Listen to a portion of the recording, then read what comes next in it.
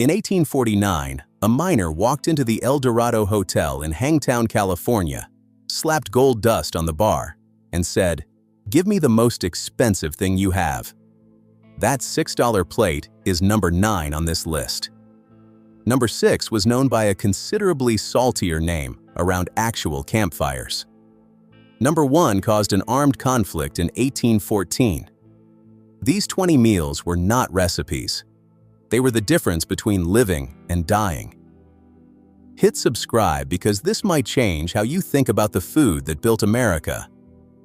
Let us count down 20 rugged frontier meals settlers actually ate in the 1800s. 20. Spotted pup rice. Spotted pup rice cooked in a Dutch oven over the campfire with raisins and sugar, simmered until a spoon could stand straight up in it like the tail of a pup. That was the only dessert a cowboy got on a 1,000-mile cattle drive. The cook who made spotted pup was forgiven for his bad coffee. The cook who did not was not. 19. Vinegar pie. Apple cider. Vinegar, sugar, flour, butter, an egg, and nutmeg. Poured into a pie shell and baked, the vinegar mimics lemon so perfectly that settlers told their families it was lemon pie. Some of them believed it for years. A woman on the Nebraska frontier in 1858 had no lemons, no apples, no berries. Nothing sweet grew for 100 miles. But she had vinegar in the jug and sugar in the barrel, so there would be pie. 18.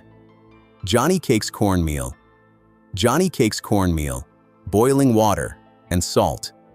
Shaped into flat cakes and fried in bacon grease.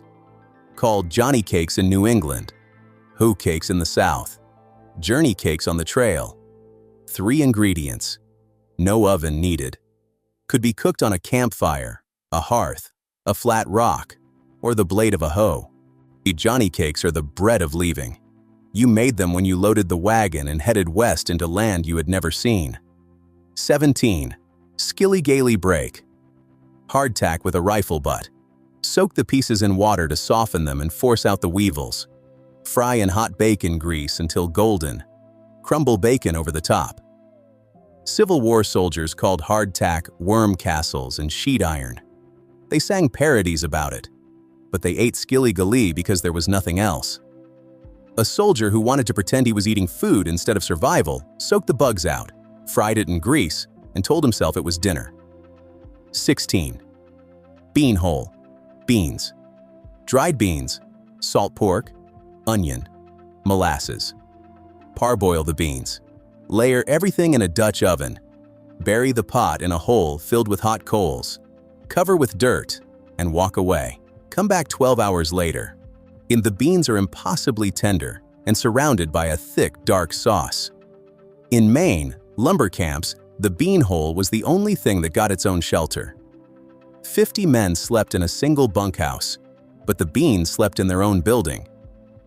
15. Slumgullion. Whatever was left, scraps of meat, canned tomatoes, potatoes, hardtack, crumbled for thickening, all of it in a pot with water, simmered until it became a thick, murky stew. The word slumgullion comes from mining. It originally meant the muddy waste from a sluice box.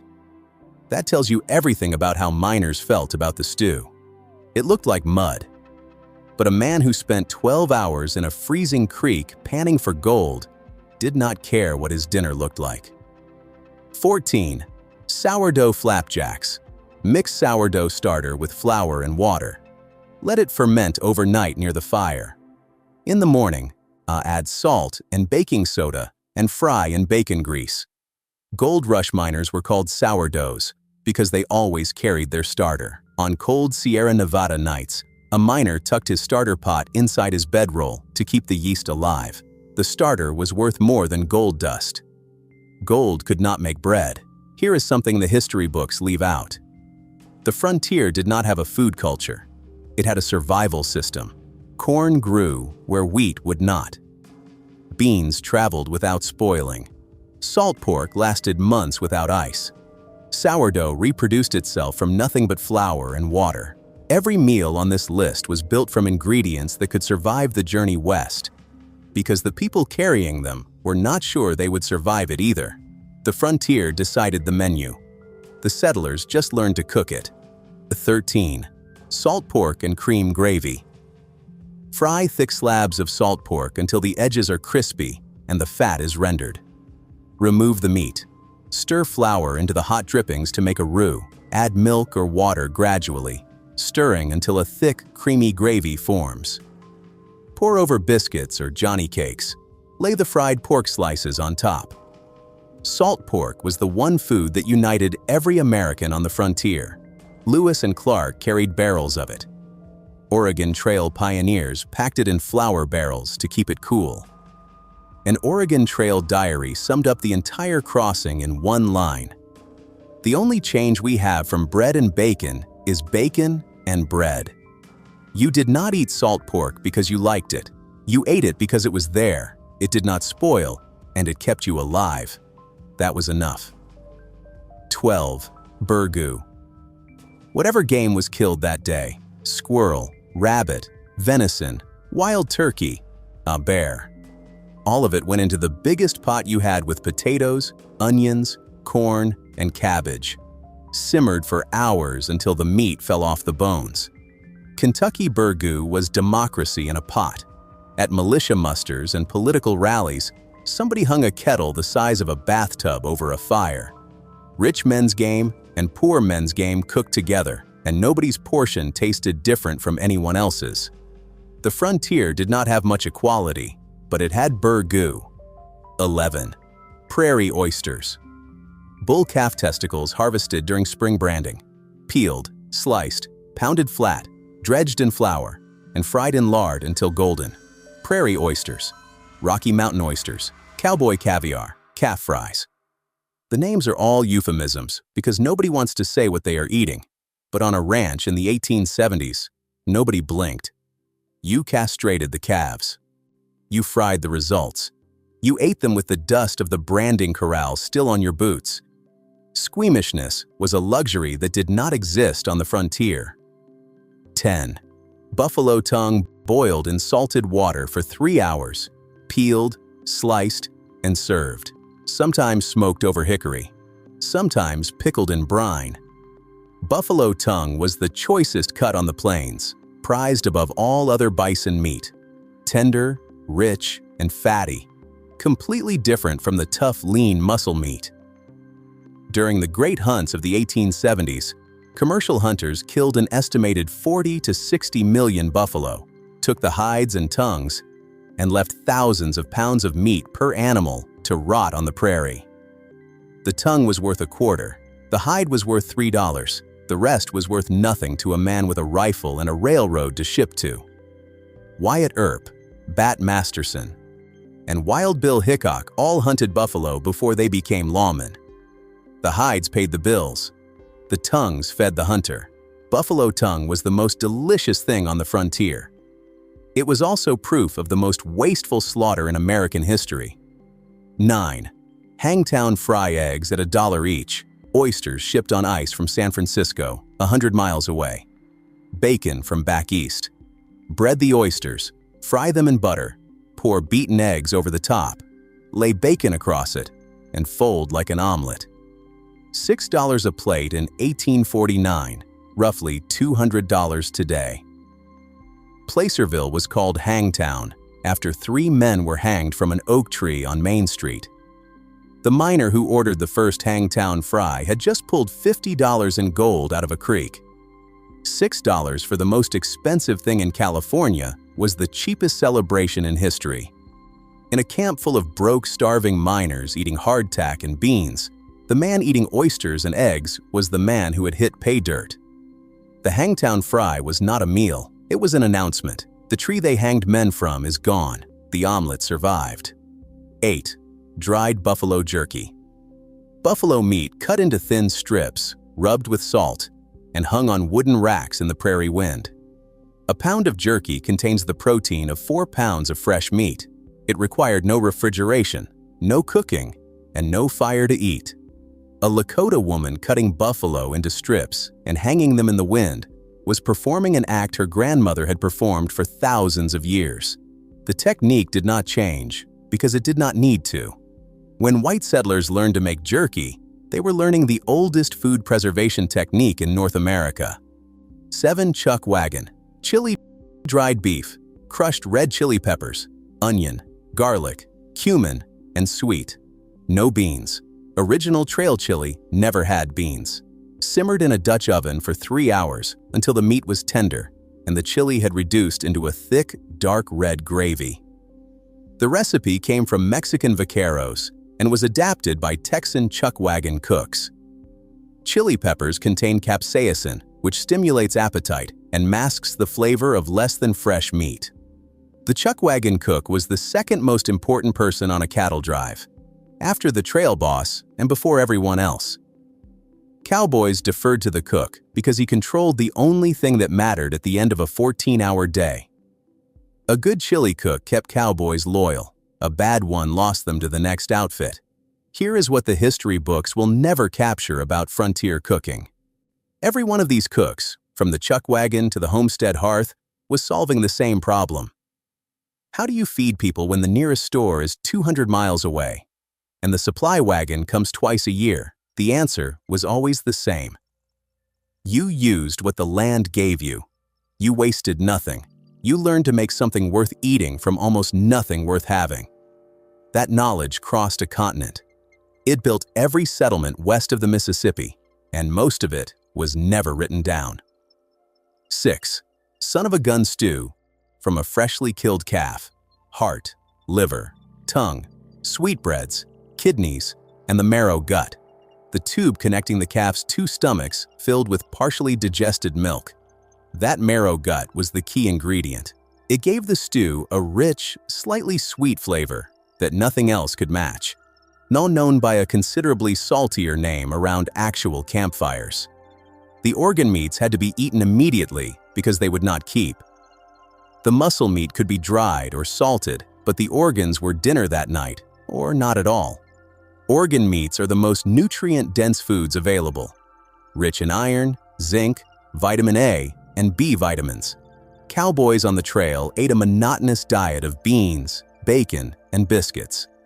This stew was the only meal that gave them what their bodies actually needed. Cowboys called it what they called it, because naming things honestly was one of the few freedoms they had. A man who spent 18 hours a day eating dust and sleeping on the ground could at least call his dinner what it was. The name acknowledged that. The flavor exceeded it. 5. Dutch oven. Sourdough biscuits. Sourdough starter, flour, salt, lard.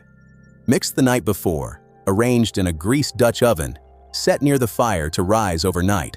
Before dawn, the cook built up the fire, set the Dutch oven in coals, shoveled more coals on the lid. By the time cowboys rolled out of their bedrolls, there were hot biscuits. The cook rose at 3 in the morning. He checked his starter. Was it alive? Was it bubbling? Had the cold killed it overnight? If the starter was dead, there would be no biscuits. If there were no biscuits, there would be mutiny. The cook's starter was the heartbeat of the drive. 4. Pioneer bacon and beans. A pound of dried beans, salt-cured bacon, water, salt, and pepper. Soak the beans overnight. Simmer with bacon over a campfire all day. Some pioneers wrapped the pot in blankets and stored it in the wagon to keep cooking from residual heat during the march. By evening camp, the beans would be soft, the bacon rendered, and the broth thick and smoky. The recommended supply for one adult crossing the Oregon Trail was 75 pounds of bacon and a half bushel of dried beans. Approximately 400,000 pioneers traveled that trail between 1840 and 1880. Every family and every wagon train ate this. A child who crossed the Oregon Trail in 1849 ate beans and bacon roughly 450 times in a row. 5 months, 2,000 miles. She would remember the taste for the rest of her life, not with fondness, with the deep, involuntary memory of survival. 3. Hardtack and coffee flour, water, and salt baked until bone dry. A cracker so hard it could chip a tooth, but so dry it lasted years, possibly decades. combined with coffee roasted over the fire, ground with a rifle butt, and boiled in a tin pot. Hardtack does not spoil. It requires no cooking. It weighs almost nothing. Combined with coffee, it was the minimum viable frontier meal. Calories and caffeine. That combination carried America across a continent. 3 million Civil War soldiers ate it. 400,000 Oregon Trail pioneers carried it. Every cowboy, miner, trapper, and soldier who ventured beyond the settled East in the 1800s knew hardtack. A Union soldier in 1863 broke his cracker against his knee, watched weevils crawl out, brushed them off, dunked it in coffee, and ate it. He wrote home that the boys said the hardtack was made before the war, but he thought it was made before the last war. On the frontier, humor and hunger shared the same tin cup. 2. Campfire beans and cornbread. Dried beans simmered with salt pork over a campfire, cornbread baked in a cast-iron skillet set on coals. Beans and corn together provide complete protein. The specific bean varied by region. The cornbread varied by tradition, but the combination was universal. The first night on a homestead, the wagon is parked, the fire is built. The land stretches to every horizon, and there is nothing on it. No house, no barn, no fence. But tonight, there is a pot of beans and cornbread in the skillet. Your children are eating. The stars are the roof. The beans are the foundation. Every farm, every town, every city in the American West started with a fire, a pot of beans, and cornbread in a skillet. 1. Pemmican, dried buffalo meat pounded to powder, rendered animal fat, dried berries, mixed together and packed into rawhide bags. 1 pound provides approximately 3,500 calories. An entire day of sustenance in a package that fits in your hand. It does not freeze in winter or melt in summer. If kept dry and sealed, it lasts for years, possibly decades. Native Americans made pemmican for thousands of years before Europeans arrived. The word comes from the Cree word pimikkan, meaning manufactured grease. Without pemmican, the fur trade could not have existed. Canoe routes stretched 3,000 miles from Montreal to the Rocky Mountains. Men could not carry enough fresh food for that journey, but they could carry pemmican, a Métis woman drying buffalo meat, rendering fat, and packing it into rawhide bags was performing the most important work of her community. Every fur that reached Europe, every beaver hat worn in London depended on the skill of Native American and Métis women whose names were never recorded. In 1814, the Northwest Company and the Hudson's Bay Company fought the Pemmican War, an actual armed conflict over dried buffalo meat mixed with fat. Men fought, forts were seized, and people died. Not over gold, not over land, over food. No other food in North American history has ever caused a war. Pemmican did. That is not a recipe. That is the foundation of a continent. Make one of these this week. Just one. The beans and cornbread, the Johnny cakes, the sourdough flapjacks. Buy the ingredients for $1 and cook something that kept frontier families alive for generations. Sit down at the table. Set a place. Eat it slow. Tell me in the comments which one you are going to try. I want to know if the pemmican gets more respect than the hardtack. I want to know if anyone has ever eaten a Hangtown fry. And I want to know if these frontier suppers still live in someone's kitchen. Because these were not just frontier meals.